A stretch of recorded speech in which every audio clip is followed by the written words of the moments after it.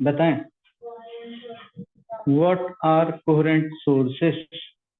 कुछ आपने ऐसे बताया था जहाँ तक मुझे याद है, सोर्स रिलेटेड था, same phase same wavelength same amplitude, same phase same wavelength, amplitude में differ. Two sources are said to be coherent sources if they produce same wavelength in same phase. अब दो सोर्स हैं, एक source इधर एक source इधर है, same colour है, वेवलेंथ सेम है, मगर फेज की सेम की गारंटी है इसमें नहीं दी जा सकती क्योंकि ये अलग अलग है। ठीक है, अब यहाँ पे इसको हमें ये समझने की जरूरत है कि किसी भी सोर्स में से लाइट आती कैसे है। सवाल समझ में आ रहा है? अगर इसमें से लाइट आ रही है तो ये आ कैसे रही है, उसमें हो क्या रहा है जिसकी वजह से लाइट आ रही है? ये आपने केमिस्ट्री में पढ़ा होगा, एक्साइटेड इलेक्ट्रॉन्स पढ़ा है ना। whenever excited electrons fall back into the ground state, energy release back करेगा, इलेक्ट्रॉन ट्रांसफर आएगा। ठीक है, whenever an excited electron jumps back to the ground state, it releases its energy in the form of electromagnetic radiation, and we are able to see it because it lies in the visible region. ठीक है, अब दो source हैं, इसके atom अलग है तो इसके एटम अलग है, बेशक सेम फ्रीक्वेंसी प्रोड्यूस कर रहे हैं, अगर किस फेज में करेंगे वो तो एटम एटम पे डिपेंड करेगा ना, इसके अपने कर रहे होंगे इसके अपने कर रहे होंगे, तो ये सेम फेज हो ये कोई जरूरी नहीं है। इसलिए ये जरूरी है कि एक ही सोर्स से हम साइमल्टेनियसली दो सोर्स बनाए, कि इसमें से जब वेव फ्रंट निकला है वही वेव फ्रंट दोनों सोर्स में से एक साथ बाहर आए। ठीक है, एक सोर्स से दो सोर्स बनाए और वो दोनों सोर्स सेम वेव फ्रंट्स को आगे परमिट कर। तो ऐसे जब दो सोर्सेस बनते हैं उन दो सोर्सेस को हम कोहेरेंट सोर्सेस कहते हैं। When two sources produce same wavelength in same phase, they are called coherent sources. बहुत इंपॉर्टेंट क्वेश्चन है, इसका ध्यान करो। ठीक है, हाँ जी, ये क्लियर हो गया? बिकॉज कोहेरेंट सोर्सेस क्यों जरूरी हैं? Coherent sources are necessary, second point लिखना है, coherent sources are necessary to produce a sustained interference. एक स्टेबल इंटरफेरेंस पैटर्न प्रोड्यूस हो उसके लिए कोहेरेंट सोर्सेस का होना बहुत जरूरी है, क्योंकि ये सस्टेन्ड नहीं होगा, स्टेबल नहीं होगा तो आप वॉच ही नहीं कर पाओगे। सस्टेन्ड का मतलब होता है स्टेबल इंटरफेरेंस, स्टेबल पैटर्न। ठीक है, तो यंग्स डबल स्लिट एक्सपेरिमेंट में थॉमस यंग ने ये कैसे बनाया था, कैसे किया था? तो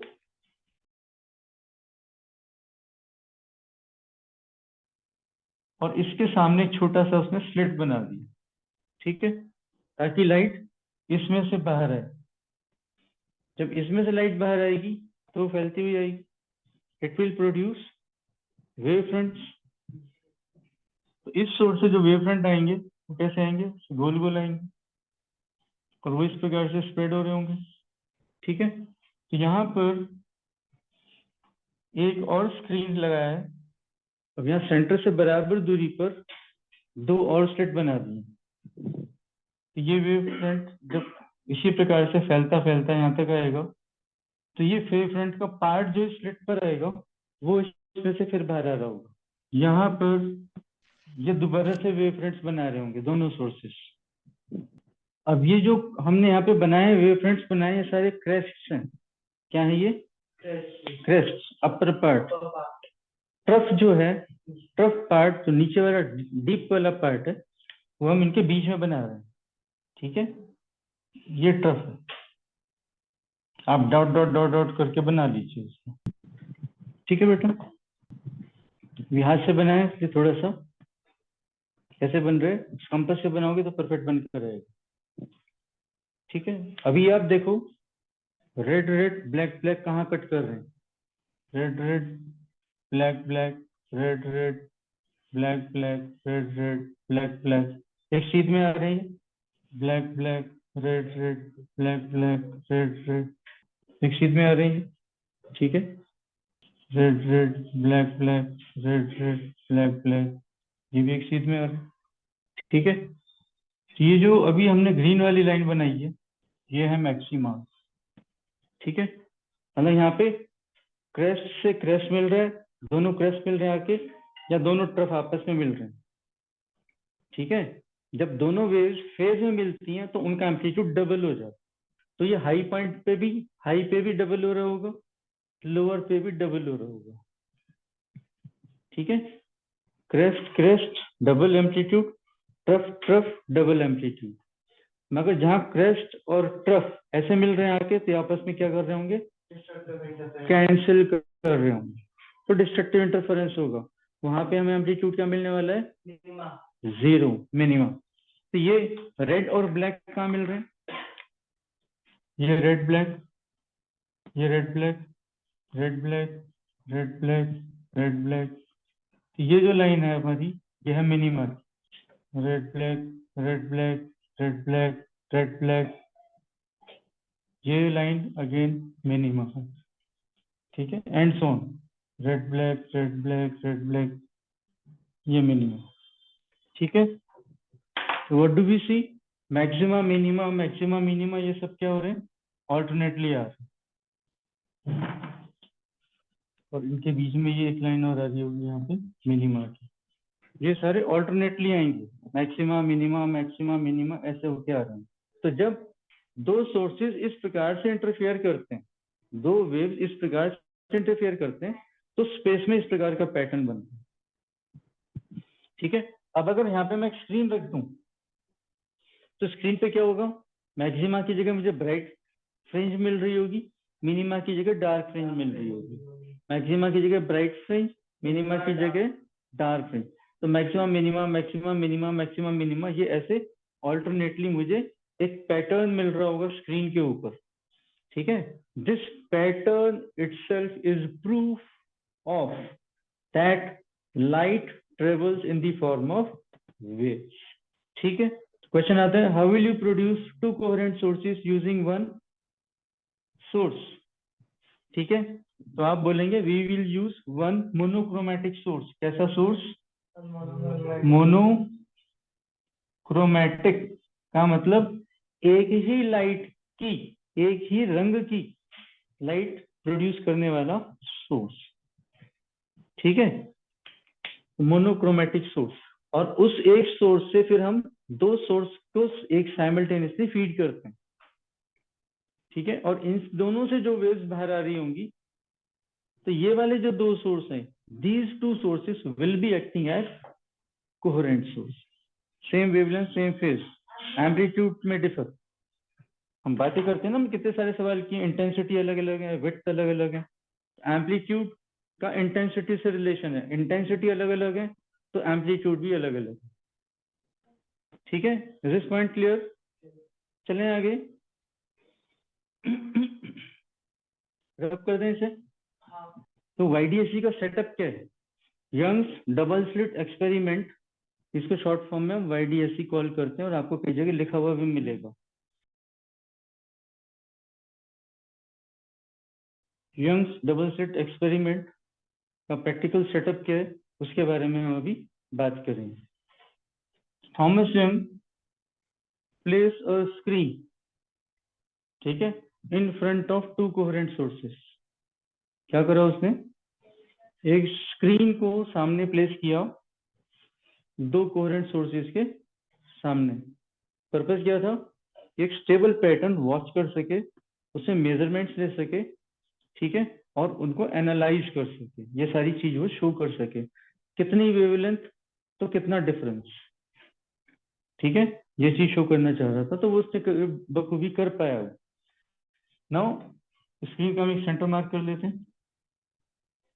ठीक है, और इस लाइन ऑफ सिमेट्री के दोनों तरफ यूनिफॉर्मली प्लेस कर दिया S1 S2, source 1, source 2. These sources are coherent sources. कैसे सोर्स है बेटा ये? Current sources. Coherent sources, and the distance between these two sources is small D. ठीक है, ये स्मॉल डी छोटा होता है, स्मॉल डी छोटा होता है, 1 मिलीमीटर, आधा मिलीमीटर। अब इस स्क्रीन के ऊपर हमें इंटरफेरेंस पैटर्न मिल रहा है, यहाँ से यहाँ की दूरी, यहाँ से यहाँ की दूरी बराबर, दोनों वेव्स एक साथ चली हैं तो बराबर दूरी पे बराबर फेज में ही पहुंचेंगी। तो जो यहाँ से दोनों से वेव्स यहाँ सेंटर में पहुंच रही हैं वो हमेशा फेज में ही होंगी, मैच करती हुई होंगी, इसलिए सेंटर पे आपको हमेशा ब्राइट स्पॉट ही मिलेगा। ठीक है, इसलिए सेंटर पे हमेशा ब्राइट स्पॉट ही मिलेगा। अगर जब हम सेंटर से ऊपर या नीचे की तरफ मूव करते हैं तो ये पॉइंट एक सोर्स के तो नजदीक जा रहे हैं और दूसरी सोर्स से दूर जा रहा है। सेंटर पे जो ब्राइट स्पॉट मिलेगा, यहाँ से ये दूरी, यहाँ से ये दूरी बराबर है। हाँ सेम है। जब दो वेव्स एक साथ चली हैं तो सेम दूरी पे वो सेम फेज में पहुंचेंगी, हाँ इसलिए हमेशा मैच करेंगी और मैक्सिमा रिजल्ट करेंगी। ठीक है। So there will be a permanent bright spot at the center of this setup. ये क्लियर हुआ? जब सेंटर से आप डिस्प्लेस होते हो ऊपर की तरफ या नीचे की तरफ तो आप एक सोर्स के तो नजदीक जा रहे हो, दूसरे सोर्स से दूर जा रहे हो। ठीक है, अब यहां से वेव्स जल्दी पहुंचेंगी, यहां से वेव्स थोड़ा सा लेट पहुंचेंगी क्योंकि पाथ में डिफरेंस आ गया है। कितना डिफरेंस आया है, उस डिफरेंस के अंदर कितनी वेव्स कवर हो रही हैं, ठीक है, ये डिसाइड करेगा कि यहाँ पे जब दोनों मिक्स कर होंगी, ऐड होंगी, तो किस प्रकार का आपको रिजल्टेंट इंटेंसिटी मिलेगी। ठीक है, अगर यहाँ से यहाँ तक जाने में इन दोनों में आधी वेवलेंथ का फर्क आ जाता है तो वेव अपोजिट होगी ना, फिर आधी वेवलेंथ का फर्क आ गया ना, ये यहाँ पर आ रही थी, ये यहाँ पर आ रही थी, मगर जहां मैच करने वाले पॉइंट पे ये नीचे होके आई, मैचिंग पॉइंट पे अपोजिट फेज में आ गई तो कैंसिल हो जाएंगी। तो हमें इस ब्राइट के बाद पहला जो हाफ वेवलेंथ का डिफरेंस मिलेगा जिस भी पॉइंट पर, वहां पे हमें डार्क फ्रिंज मिल रहा होगा। ठीक है, उसके बाद फिर हम और दूर जाएंगे तो और पाथ डिफरेंस बढ़ जाएगा थोड़ा सा। जब वो पाथ डिफरेंस एक वेवलेंथ पूरा पूरा कवर कर रहा होगा तो अगेन फिर फेज में आ जाएंगी दोनों वेव्स। एक वेवलेंथ एक्स्ट्रा करके आ रही है ना पूरी पूरी, तो फिर फेज में ही आ रही है। ये बात समझ में आ रही है? ठीक है, फिर दोनों फेज में मीट करेंगी तो फिर ब्राइट स्पॉट देंगी, फिर 1.5 वेवलेंथ का फर्क आ जाएगा तो डार्क स्पॉट देंगी, फिर 2 वेवलेंथ का फर्क आ जाएगा तो फिर ब्राइट देंगी। तो ऑल्टरनेटली हमें ब्राइट डार्क ऐसे ये फ्रिंजेस मिलते चले जाते हैं। ठीक है, ये समझ में आया? अब हमें इस चीज को एनालाइज करना है कि कितना फेज डिफरेंस तो किस प्रकार का स्पॉट, कितनी इंटेंसिटी। ठीक है, तो उसके लिए इंपॉर्टेंट क्या है? Path difference. ठीक है, क्योंकि हमेशा सेंटर पे तो थोड़ी देखें, कभी यहाँ देख रहे होंगे, कभी यहाँ देख रहे होंगे, तो अलग अलग जगह पे कितना पाथ डिफरेंस होगा। तो कोई एक रैंडम पॉइंट ले लेते हैं, मान लो ये कोई पॉइंट है यहाँ पे से P is the point of observation. ठीक है, this screen is placed at a distance of capital D from the coherent source. कोमल ये कितना है? How much is this distance? Small d. तो ये कितना हो गया? Small d by 2. ये कितना हो गया? Small d by 2. ठीक है, मान लो सेंटर से इतनी दूर जाने पर हमें जो भी फ्रिंज मिल रही है, ठीक है, इस डिस्टेंस को हम x बोलते हैं। यहां से x दूरी पर हमारा पॉइंट P है, that is point of observation. ठीक है, and this is d by 2, this is also d by 2। ठीक है, so what is the distance travelled by light from S1 to P is S1P, and how much is the distance covered by light from source S2, that is S2P। ठीक है, अभी ध्यान से सुनना, P point को centre मान के, P point को सेंटर मान के रेडियस PS1 खोल के अगर मैं यहाँ पे आर्क मार्क करूंगा यहाँ से, तो ऐसे आएगा। इसका मतलब P से लेके S1 की जो दूरी है, P से लेके यहाँ तक की दूरी उतनी ही है।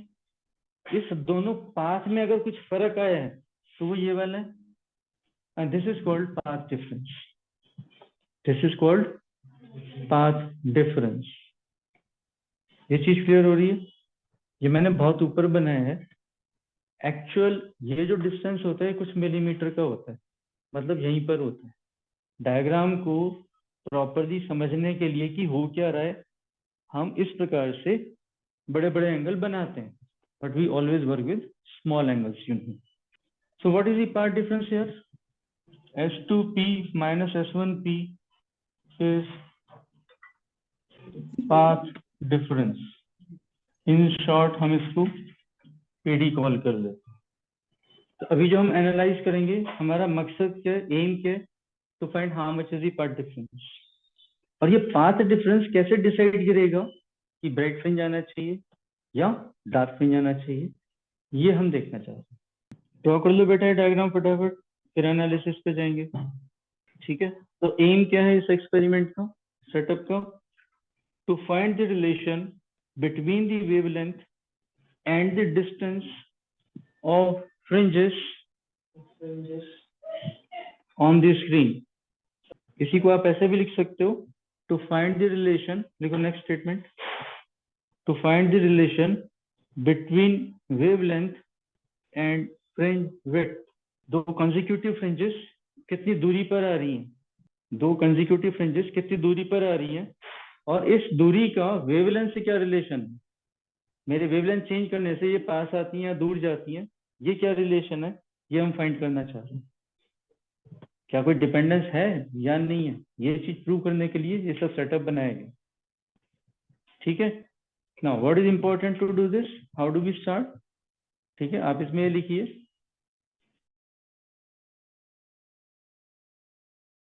from coherent source S1, the light from coherent source S1 reaches P, a point, P के बाद कॉमा लगा के, a point at a distance of x from the center of the screen. The light from second source reaches P, covering a distance of S2P. Distance of S2P.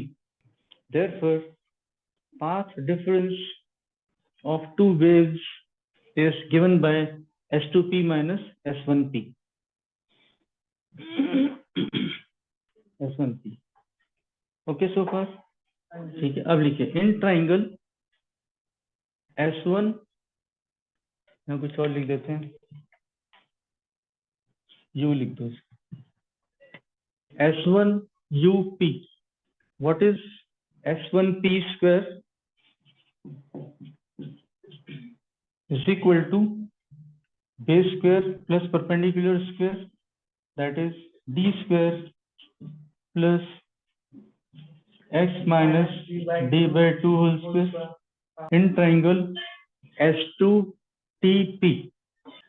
ठीक है, S2P square hypotenuse square equal to D square D square plus x plus d by 2 whole square.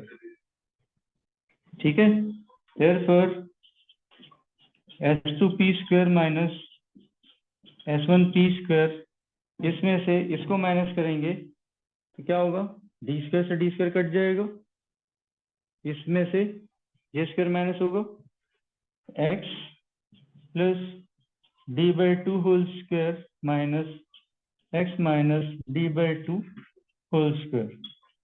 खोलो, solve करो इसको, twice of x into D by 2 minus twice of x into D by 2, 2 से 2 कटेगा तो ये हो जाएगा 2xd। यहाँ पे क्या लिख सकते हैं हम, S2P plus S1P into S2P minus S1P, हमें ये चाहिए S2P माइनस S1P, ये वाली चीज S1P। आप इसमें ये लिखेंगे, since S2P and S1P are very close to D, capital D, are very close to capital D. ठीक है, तो यहाँ से ऊपर जाने से जितना ये कम हो रहा है उतना ये बढ़ जा रहा है, तो दोनों को ऐड करेंगे तो कंपनसेट हो जा रहा है, इसलिए दोनों का सम 2D के बराबर आता है। यहाँ से आप ऊपर जाएंगे, ये वाली लेंथ कम होगी, नीचे वाली लेंथ बढ़ जाएगी। यहाँ से ऊपर आएंगे तो एक लेंथ ये, एक लेंथ ये, सेंटर जब ऊपर जा रहे हो तो ये वाली लेंथ छोटी हो रही है और ये वाली लेंथ बड़ी हो रही है, तो इतनी वो कम हो रही है, ये यहाँ से कंपनसेट कर दे रही है, तो दोनों का सम जो है वो नियरली 2D ही रहता है। S2P plus S1P, S2P plus S1P, ये 2D ही रहता है, तो हम इसकी जगह लिखेंगे 2D, इसकी जगह लिखेंगे path difference AD is equal to 2XD. So this 2 and this 2 cancels and we get path difference is equal to XD by capital D. ये एक important result आ गया हमारे पास। जब जब ये पाथ डिफरेंस पूरी वेवलेंथ के बराबर होगा, ये पाथ डिफरेंस अगर एक पूरी वेवलेंथ कवर कर रहा है, तो यहाँ से जो वेवलेंथ चली और यहाँ से जो वेवलेंथ चली, ये एक सेम फेज में चली, देखो ये भी ऊपर से चली, ये भी ऊपर से चली, तो दोनों बराबर डिस्टेंस कवर करके सेम फेज में पहुंचेंगी। ठीक है, अगर ये वाला पाथ डिफरेंस एक पूरी वेवलेंथ का है या दो पूरी वेवलेंथ का है या तीन पूरी वेवलेंथ का है, जब जब पाथ डिफरेंस पूरी वेवलेंथ का होगा हमें ब्राइट फ्रिंज मिलेगा। ठीक है, क्योंकि जो वेव्स पहुंच रही हैं वो फेज में पहुंचेंगी। ठीक है, तो लिखो for maximum the path difference should be integral multiple of wavelengths, PD should be n times lambda, integral multiple of wavelengths. PD क्या मिला था हमें, HD by D, पुट कर दो। अब पाथ डिफरेंस कितना लेके चल रहे हैं, n टाइम्स लैम्डा, तो कौन सी फ्रिंज मिल रही होगी, nth ब्राइट फ्रिंज मिल रही होगी, xn, xn is equal to n lambda capital D upon small d। ठीक है, समझ आए? हाँ बेटा, कोई डाउट इसमें? n की वैल्यू 0 डालेंगे तो कहाँ पहुंचेंगे? पाथ डिफरेंस एन लैम्डा कैसे आया? पाथ डिफरेंस ब्राइट फ्रिंज के लिए n लैम्डा हमने लिया है, जब जब वेव सेम फेज में पहुंचेंगी तब तब हमें ब्राइट फ्रिंज मिलेगा। तो पाथ डिफरेंस तो फिर 0 हो जाएगा L।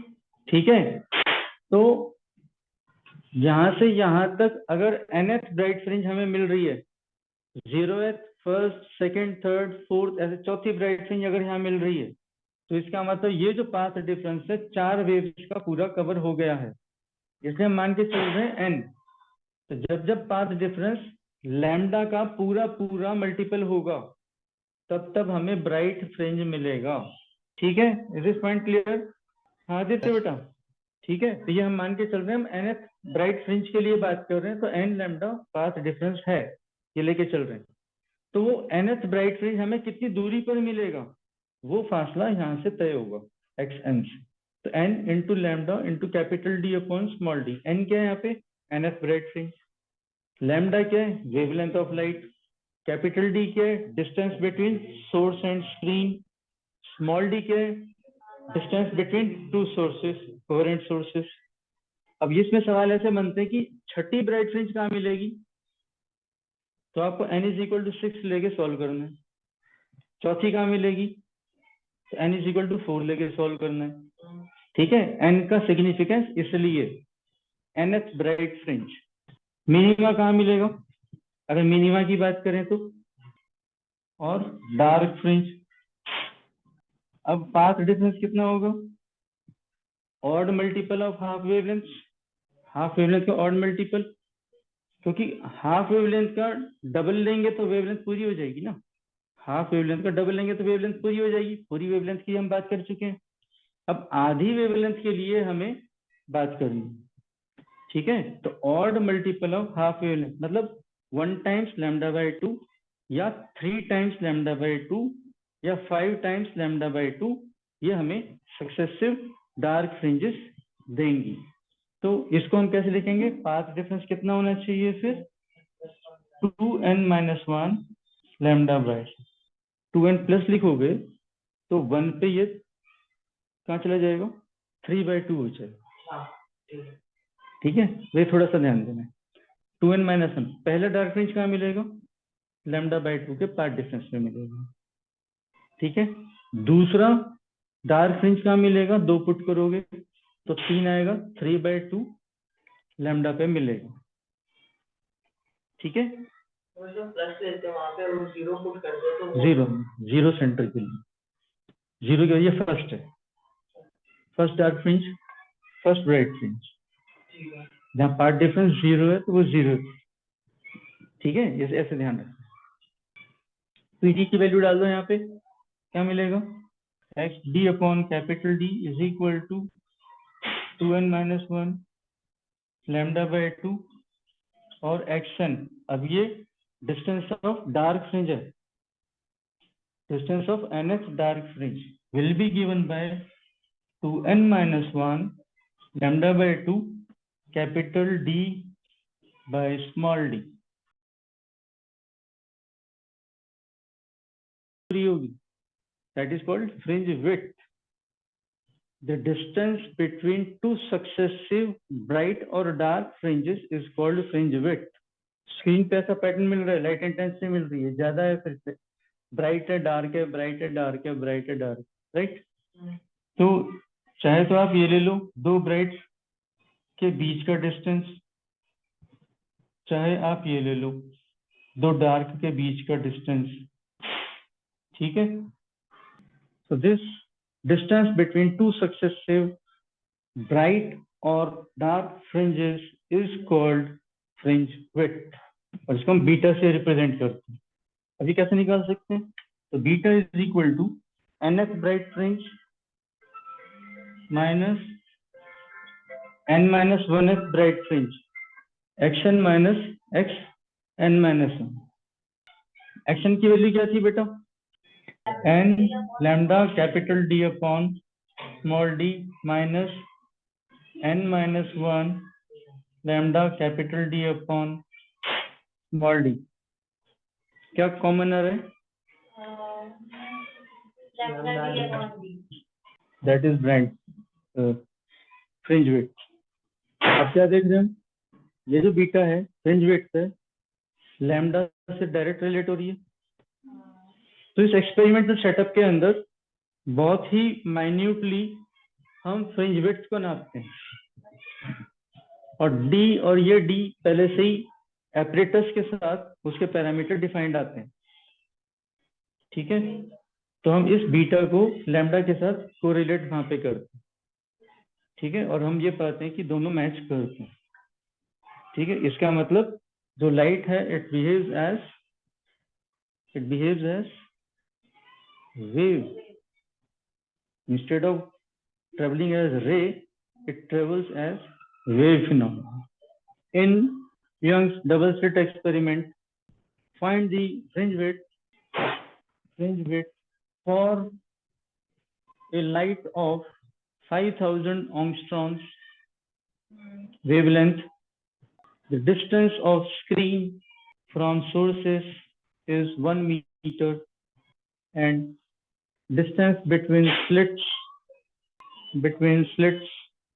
is 0.5 millimeter. अब जल्दी से फ्रिंज विड्थ कैलकुलेट करके बताइए। 5000 ऑंगस्ट्रॉम।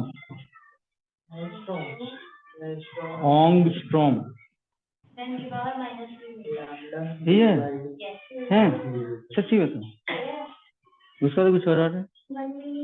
शाबाश, ये आंसर है। क्या बोला?